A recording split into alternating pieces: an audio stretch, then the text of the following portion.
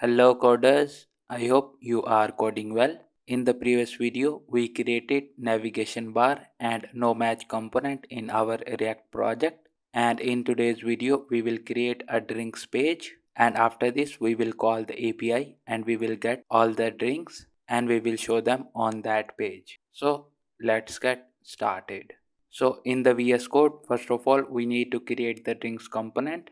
And to do that, we will right click on the pages folder and here we will click on new file and we will name this file as drinks.jsx.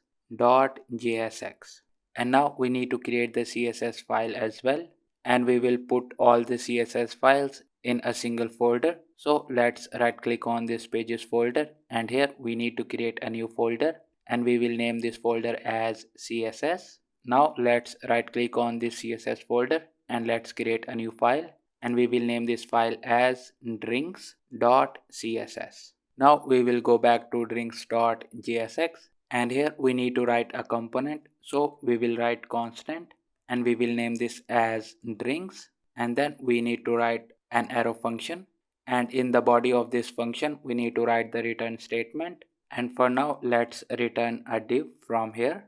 And after this we will go to the end of the file and here we need to export the component. So we will write export statement and then we need to write in default and then we need to mention the name which is the drinks. Now after this we need to import drinks.css here. So we will write import statement and after this we need to give the URL which is /, and then we need to go to the CSS folder and after slash we will give the name of the file which is drinks.css. Now after this we need the API URL and we will store that in one variable. So let's create a constant variable and let's name this as URL and let's set the value in it and the API URL is www.thecocktaildb.com and after this we have /API/JSON/v1 and after this we need to give the API key which is 1 and the endpoint is search.php. Now in the body of the function we need to create a use state to store the products. So we will write a constant keyword here and we will name this as products and for the setter function we will name this as set products and after this we will use state keyword and we will pass an empty array in it. Now we need to write a method to call the API and we will write the method in the use effect. So let's mention the use effect here and after this let's write an arrow function and in the body we will write a constant and we will name this function as fetch products and after this we need to mention async keyword because this is an async call and after this we will write one arrow function and in the body we need to call our API and to save the response of the API we will create a constant and we will name this as response and here we will use await keyword and to call the API we will use fetch and in the params we need to give the URL. So let's pass the URL here. Now we need to get the response JSON. So let's create another constant variable and let's name this as drinks and here we will mention the await keyword and we will use our response and we will call .json method to get the JSON. Now we need to store these drinks inside this products use state. So let's use here set products and in this we will pass the drinks. After this let's write a console.log statement and let's log the products. Now we need to call this fetch products method. So at the end of the use effect we will call this fetch products method. And at the end of the use effect here we need to pass an empty array to call it just one time. And after this let's pass drinks instead of products in the console log. And that's it for the API call. Now let's save this file and after this we need to create a route for this drinks page. So we will open our app.js file and here we will duplicate our existing home route and for the path we will mention it as /drinks and after this we need to update the element and we will replace home with the drinks.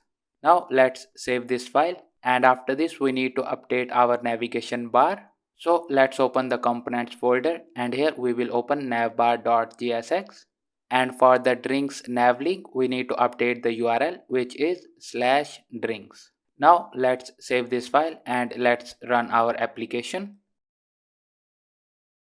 And as you can see, our application got compiled successfully. Now let's go to the browser and you can see our home page in the browser. Now let's right click on the page and let's click on inspect. And here let's click on the console tab. And now let's click on this drinks button to go to the drinks page. And as you can see, we got redirected to the drinks page. And in the logs, we are getting the response of our API. And in the array, we can see the drinks. And we are getting 25 drinks in the response. Now let's open the first drink. And ID drink is the ID of the drink. And after this, we have the category.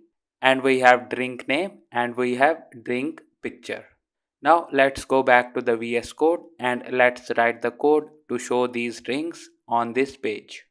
So to show the drinks, we will go to the return statement, and for this div we will give it a class name of container, and in this container we will write another div tag and we will give it a class of cocktails container. And in this cocktails container we need to apply a for loop on our products so we can access them one by one. So here we will use our products and we will call .map method, and after this we need to name a single item and we will give the name as product, and after this we need to write an arrow function, and in the body we will write a div tag and we will give a class name to this div tag which is cocktail card. And after this, for the key we will set it as product.id. And after this we need to show the image of the product, and for this we will write an image tag and we will give it a class of cocktail image. And for the source we will bind it with product.str_drink_thumb, which is the image of our cocktail.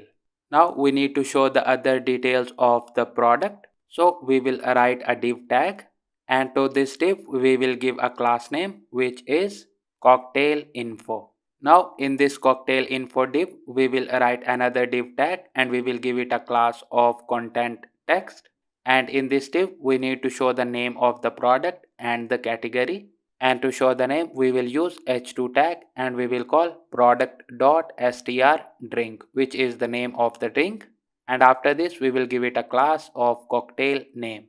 And to show the category we will use a span tag and we will call product.str_category and we will give it a class of cocktail info. Now let's format our code, and after the content text div we will write another div tag and we will give it a class of btn, and for the text we will write view details. And that's it for the HTML. Now let's save this file and let's open our drinks.css, and here I will paste the CSS code, and you can pause the video and you can copy the CSS code or you can write your own styling. Now let's save this file.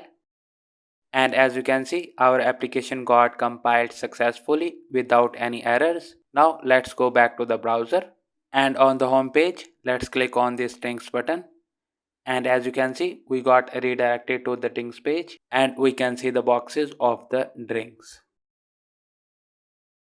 And that's it for this video. In the next video we will create a new component to view the details of the drink.